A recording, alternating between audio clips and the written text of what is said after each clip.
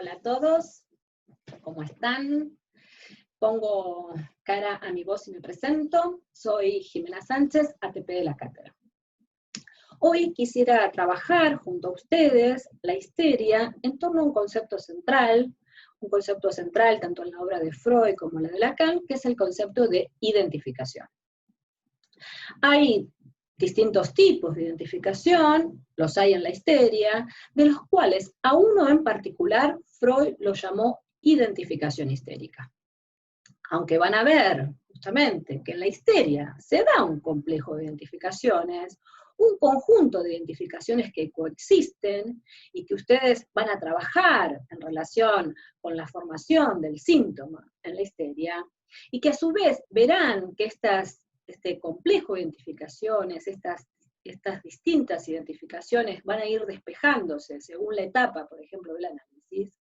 Es decir, son identificaciones distintas que hay que discriminar, que es importante discriminar. Pero entonces, hay una de ellas en particular que se llama identificación histérica, que no es todas las identificaciones de la histeria. Este pequeño clip, entonces, va a estar dedicado a abordar dicho tipo de identificación, en tanto resulta una vía regia de acceso al deseo en la histeria. Entonces, justamente, ¿no? Adelantando un poco nuestro recorrido, es de este tipo de identificación, de la identificación histérica, de la que se sirve el sujeto histérico como punto de apoyo para enfocar el deseo.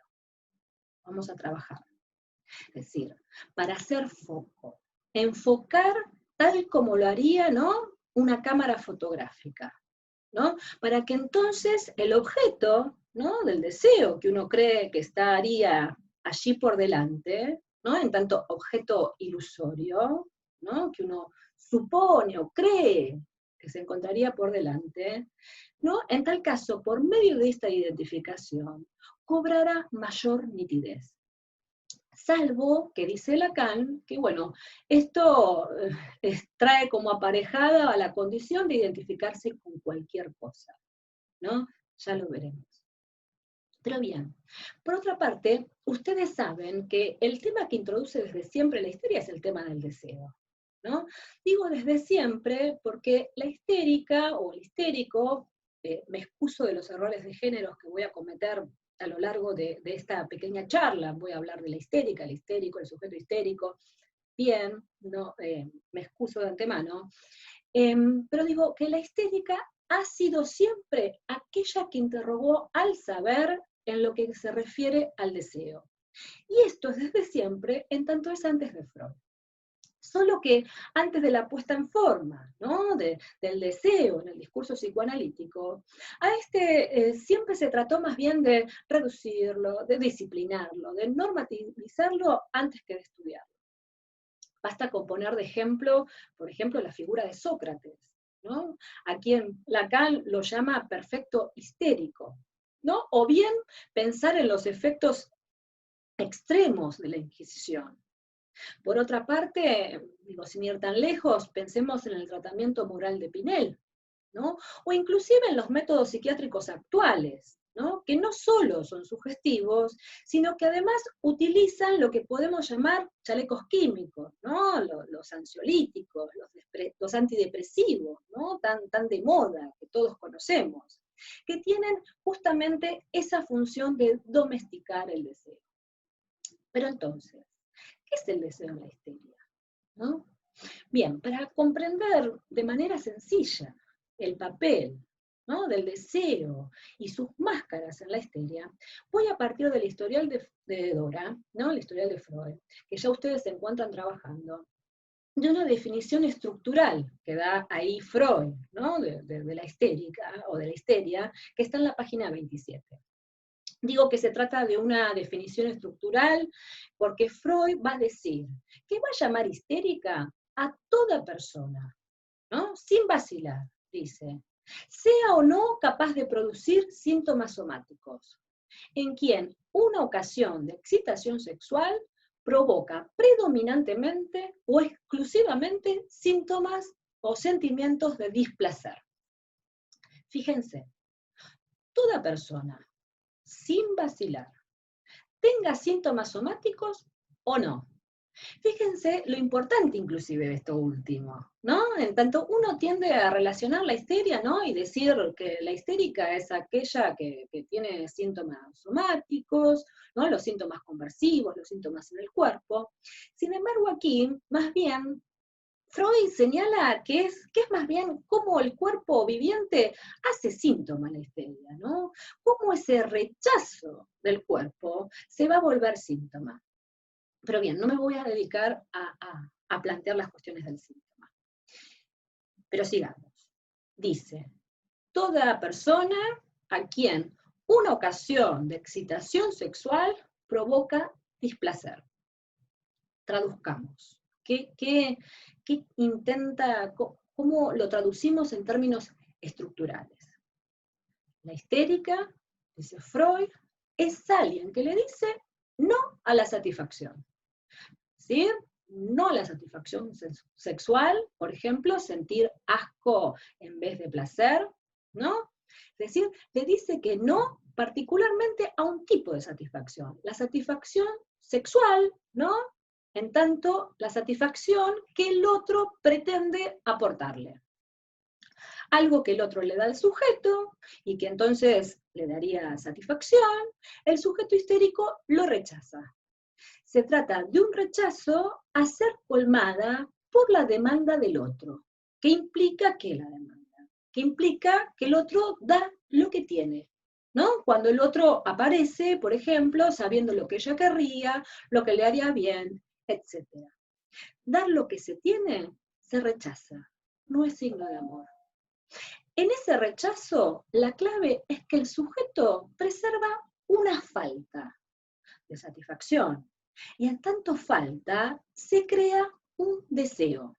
En tanto, el deseo se funda siempre sobre una falta, es decir, sobre una pérdida de goce. Se trata entonces de una manera de sostener un deseo, vía la insatisfacción. ¿Por qué?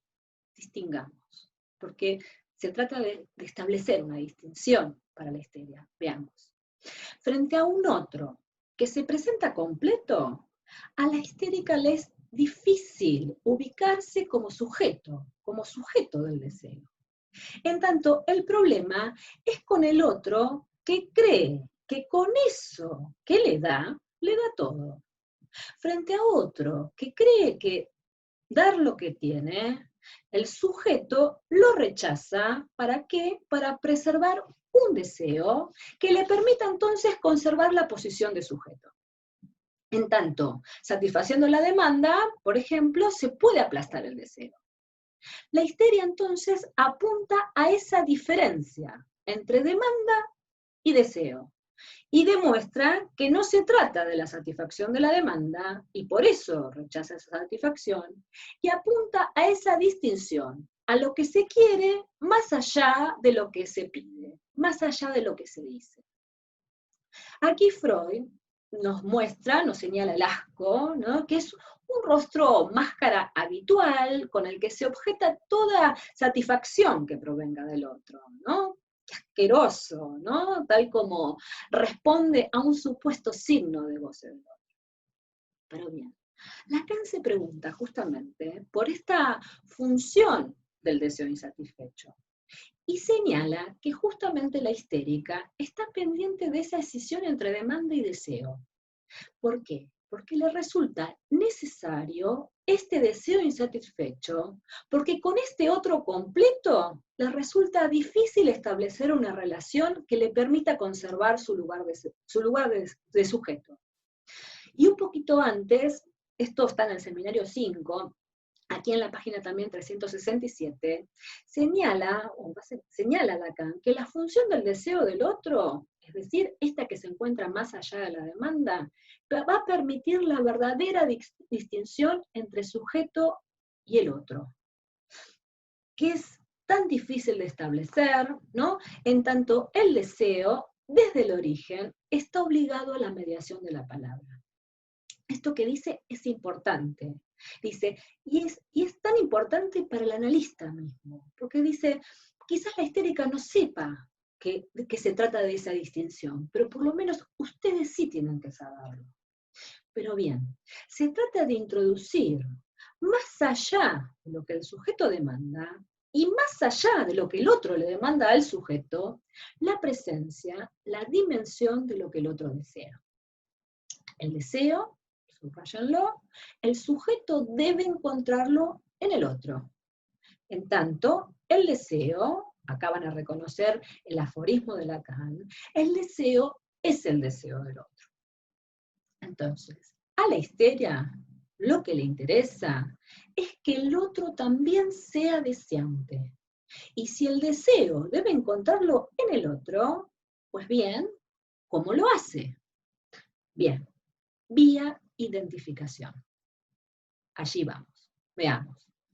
Recuerden el sueño de la bella carnicera, que es donde Freud introduce la fórmula de deseo insatisfecho.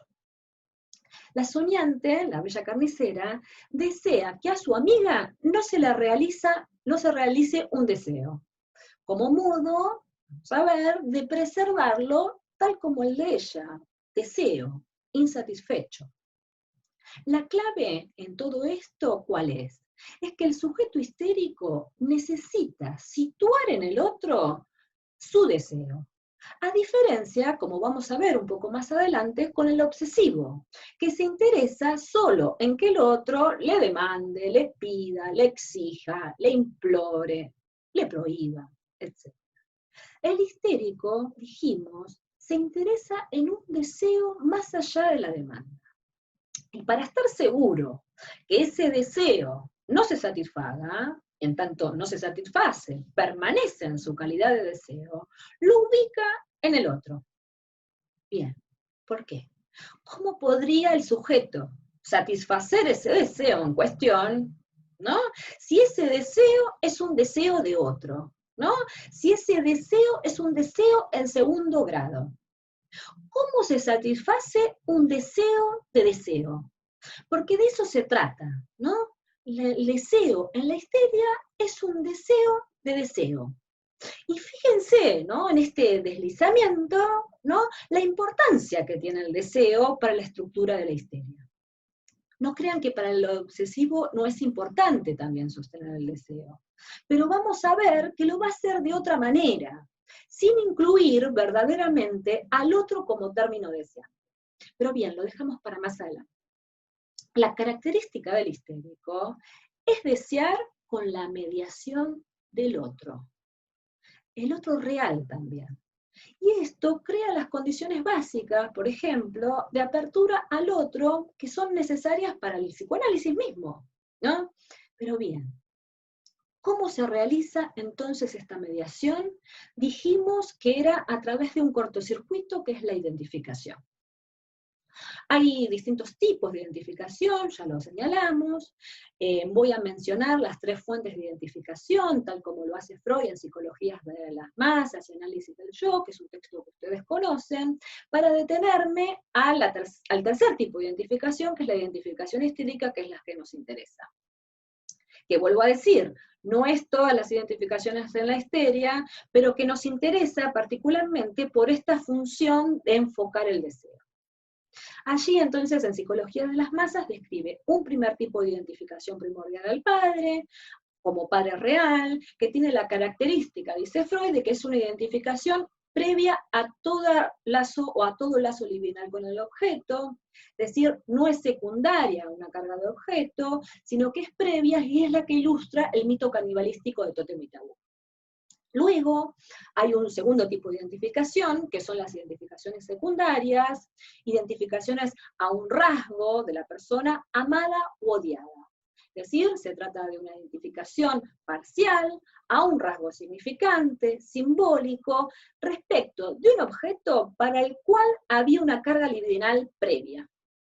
Es decir, Freud señala, se trata de una identificación regresiva, por ejemplo, como es en el caso de la persona amada, ¿no?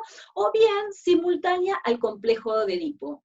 Aquí los remito al texto de Fabian Segman, la identificación en la epidemia, que trabaja en todos los tipos de identificación que pueden encontrar en Psicologías de las Masas.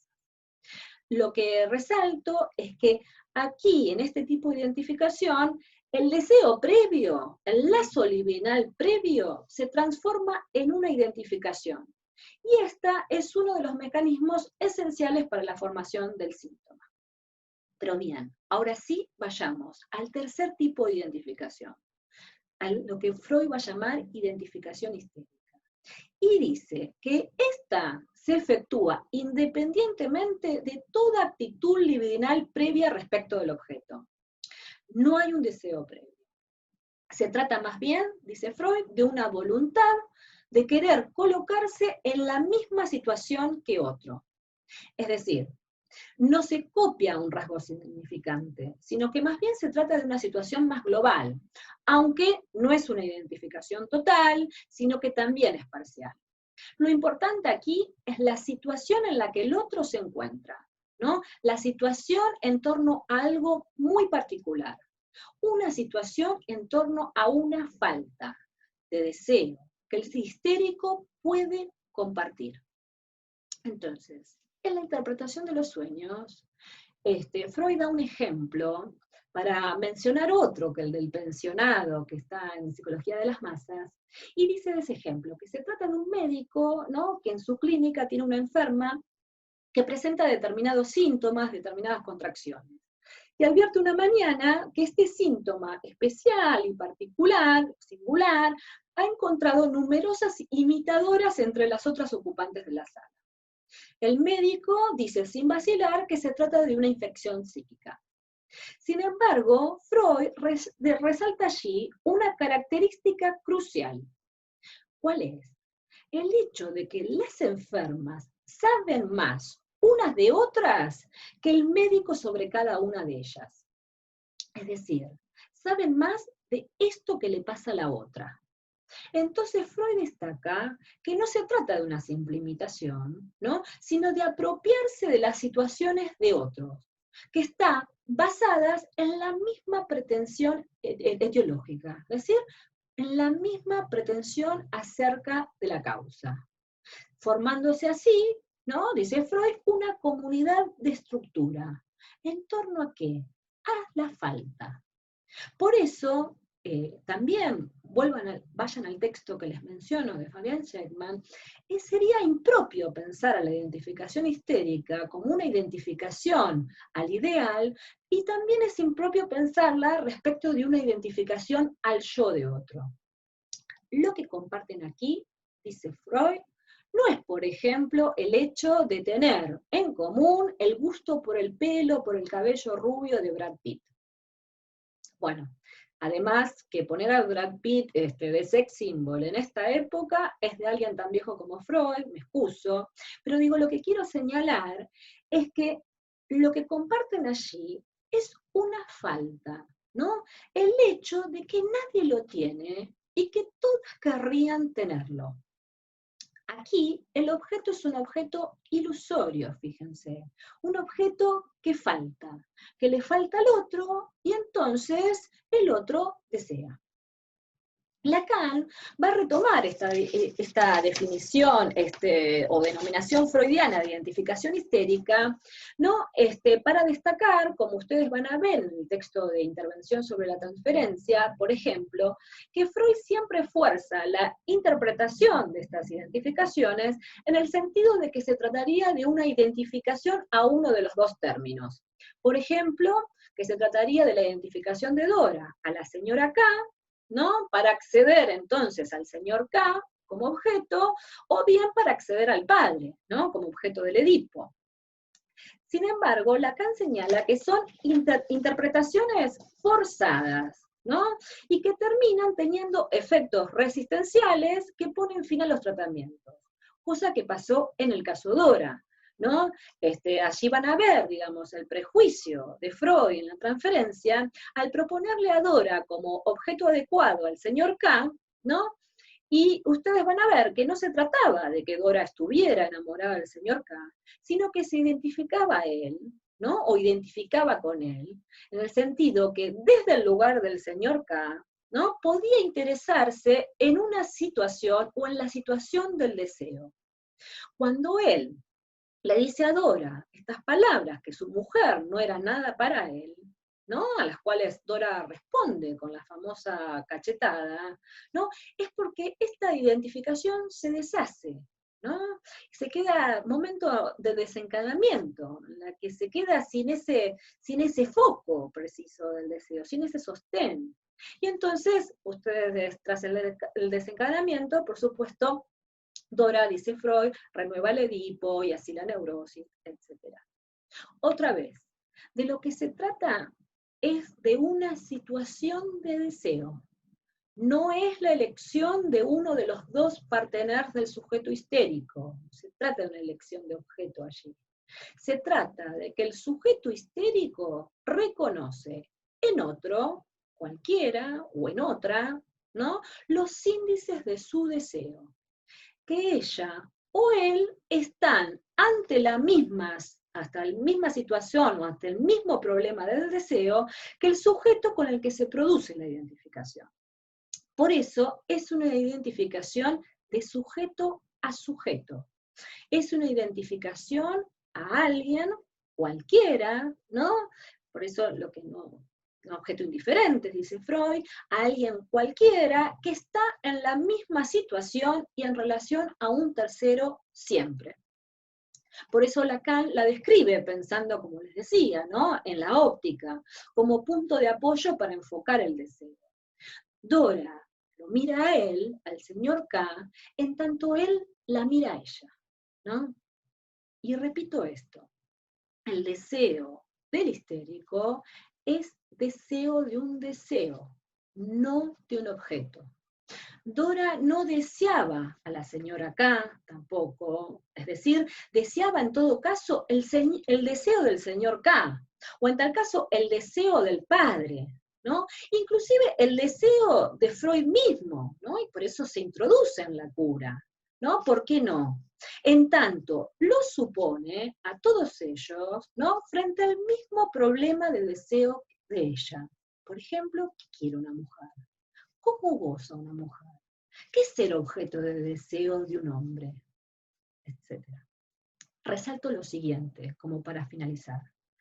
La histérica necesita del otro, ¿no? De ese otro, del semejante incluso, de alguien de carne y hueso, de otro real, ¿no? Necesita de situaciones de deseo para sostener el suyo propio, de situaciones de deseo prestadas. Entonces, este tercer tipo de identificación tiene una función eminente de sostén del deseo, de soporte del deseo, exactamente como lo hace el fantasma o la fantasía. Y en tanto tal, Lacan a veces llama identificación fantasmática a este tipo de identificación, en tanto es justamente apta para sostener el deseo como deseo insatisfecho. Aunque sea contagiosa, no es una simple imitación, dijimos. Por el contrario, porque se trata de una identificación de lo que el otro tiene de inimitable.